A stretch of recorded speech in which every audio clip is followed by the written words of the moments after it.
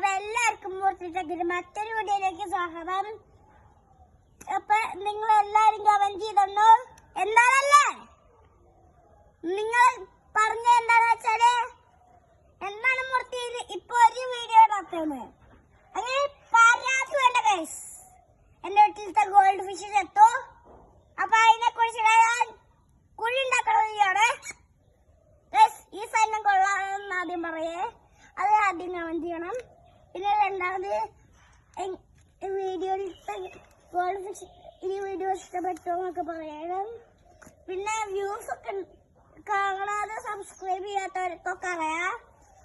Subscribe ചെയ്യണമെങ്കിൽ താഴെ കാണുന്ന ആ വെള്ള ബട്ടണിലൊന്ന് ക്ലിക്ക് ചെയ്ത് നോക്കിയാൽ മതി. പിന്നെ ലൈക്കും ചെയ്താല് നിങ്ങൾക്ക് ഞാൻ എൻ്റെ വീഡിയോയിലേ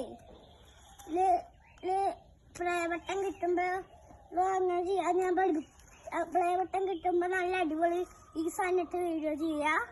പിന്നെ ഈ സാധനത്തിൻ്റെ ചെവി വാങ്ങാം. ഇതാണ് സാധനം. നമുക്ക് എന്തായാലും ഇതൊന്ന് കുഴിക്കുക. ഈ ഭാഗം ഒന്ന് നേരെ വൃത്തിയാക്കണം. നമ്മൾ ഈ സാധനമാണ് ഉപയോഗിക്കണേ. ഇത് വെച്ചിട്ട് ഇങ്ങനെ നിലം ഭാഗം ഇങ്ങനെ വൃത്തിയാക്കും. നമ്മൾ ഇത് വെച്ചിട്ടാണ് നമ്മളിങ്ങനെ വൃത്തിയാക്കണം. അപ്പൊ ഞാനിവിടെ കുഴി കുത്തുവാണ്. എനിക്ക് ശരിക്കും ഗോൾഡ് ഫിഷ് മരിച്ചോണ്ട് സങ്കടമാണ്. എന്നാലും ഞാനിവിടെ കുഴി കുത്താം. എന്നാലും നമുക്ക്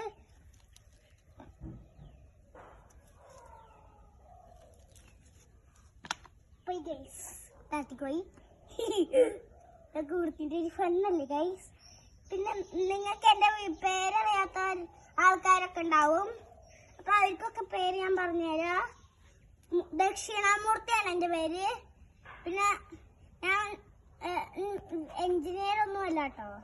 ഞാൻ കുട്ടിയല്ലേ, അതുകൊണ്ട് എനിക്ക് എഞ്ചിനീയർ ആവാനുള്ള പ്രായമില്ല. എന്തായാലും നിങ്ങൾ പറയാറുണ്ട് ഇങ്ങനെ കുഴി കുത്തുമ്പോ പതുക്കെ പതുക്കെ കുട്ടുന്ന ആൾക്കാരുണ്ടോന്ന്. ആൾക്കാരൊന്നുമില്ല ഗൈസ്.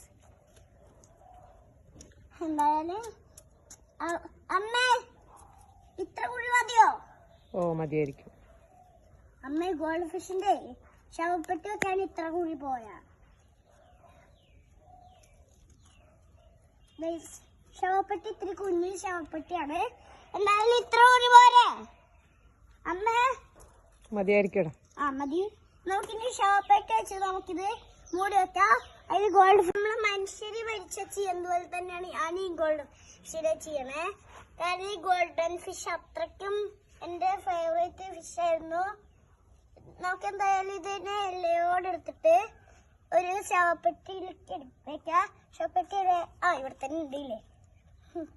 ഇതിന്റെ ശവപ്പെട്ടി എല്ലയോടെ തന്നെ വെക്കണം അമ്മേ. വേണ്ടമ്മേ അയച്ചിട്ടുണ്ട്. നമ്മളിനി നമ്മൾ ഇതിന്റെ അകത്ത് പൂ വെക്കട്ടെ.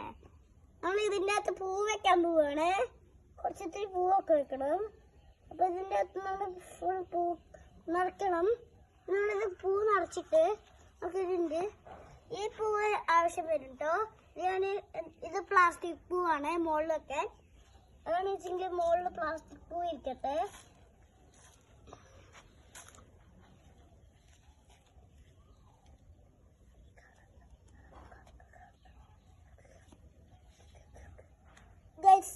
അങ്ങനെ നമ്മളിത് കുഴിച്ചിട്ടിട്ടുണ്ട്.